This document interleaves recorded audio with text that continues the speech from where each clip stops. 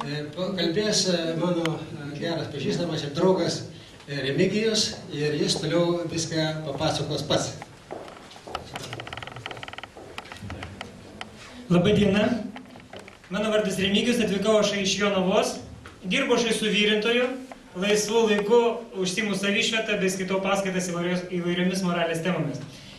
Prieš pradedant savo pasisakymą, aš norėčiau, kad mano dukra Viktorija jums sudainuotų vieną dainą. Tai jos kūrybos daina.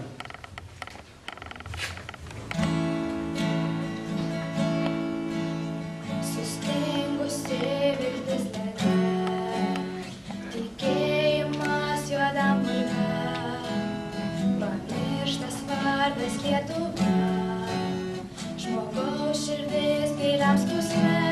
Ei, pabuskite lietuviai vėl, iškelkite rankas, tegul akys vėl liepsnoja ir dainuoja širdyse. O Lietuva, tu mūsų kraštas, gėlėtos pievos ežerai.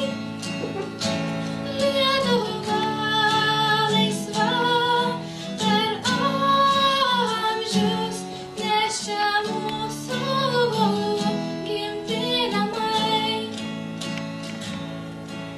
Neliko Dievo mumyse ir pagarbos jaunam veide, didvyriai mūsų pamiršti, tad kasgi laukia ateity.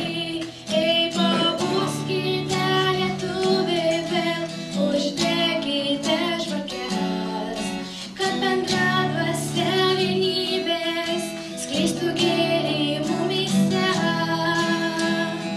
O Lietuva, tu mūsų kraštas, gėlėtos pievos ežerai. Lietuva laisva per amžius, nes čia mūsų gimti namai. O Lietuva, tu mūsų kraštas, gėlėtos pievos ežerai. Lietuva laisva per amžius, nes čia mūsų gimti namai. Nes čia mūsų gimti namai.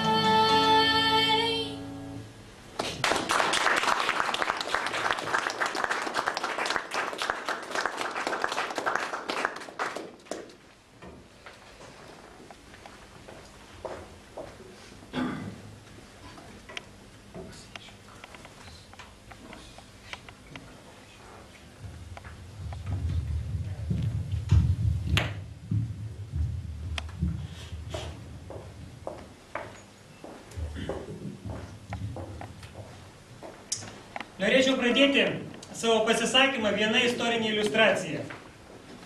Maždaug 5 amžiuje po Kristaus dabartinėje Kazachstano teritorijoje formavosi tauta, kuri vadinosi Žužanais. Žužanai, išvertus iš jų kalbos, gaunasi Chano rinktinė. Tai buvo tauta, kurią vienijo ne bendra kalba, ne bendros tradicijos, bet noras gyventi kitų sąskaitą. Ši tauta užpuldinėdavo aplinkui esančias tautas, imdavo jų turtą, o žmonės paimdavo į nelaisvę ir darydavo vergais. Bet su vergais Žužanai turėdavo nuolatos problemų. Vergai prisimindavo, iš kur yra kilę, jie visą laiką norėdavo grįžti į namus ir norėdavo būti laisvi. Galiausiai jie sukildavo prieš savo šeimininkus. Todėl jie visą laiką galvojo, ką padaryti, kad šitie žmonės, būdami vergais, nesuprastų esas tokie. Ir čia jiems puikiai padėjo vietiniai šamanai, kurie pasiūlė būdą, kaip paversti vergą žmogumi, kuris nesijaustų esas vergu. Taip jie, kaip taisyklė, paimdavo į nelaisvę 6 jaunuolius, juos nuskusdavo plikai, čia pat papjaudavo kupronogarį ir iš kupronogario kupros, vidinės kupros odos dalies padarydavo 5-6 kepuraitės, kurios vadindavosi šyrė. Išvertus tai reiškia puvimas. Taigi šitas kepuraitės jiems uždėdavo ant galvos, jaunuolius sukaustydavo mediniuose kolose, kad jie negalėtų jo nusijimti ir išveždavo juos į dykumą. Čia juos palikdavo 5-6 dienom. Kaitri saulė kaitindama šią odą pradėdavo ją traukti ir žmogaus galva atsidurdavo geležiniuose spąstuose. Kad ką jie patirdavo, galite kiekvienas pabandyti, paėmęs ir suspaudęs savo galvą rankomis ir bent keletą minučių palaikęs. Tai būdavo nežmoniškas ir baisus skausmas. Tačiau baisiausias dalykas vykdavo po 2 dienų. Po 2 dienų žmogaus galvos plaukai pradėdavo augti ir negalėdami praukti pro odinę kepuraitę apsisukdavo ir įaudavo žmogui į kaukolę, o vėliau lyg plieniniai strypai apraizgydavo ir visus žmogaus smegenis. Žmogus verkdavo, žmogus rėkdavo, vemdavo, alpdavo, jam niekas negalėdavo padėti. Iš šių jaunuolių išgyvendavo 2. Baisiausias dalykas tas, kad šie žmonės po šitokios procedūros užmirždavo, kas jie tokie yra.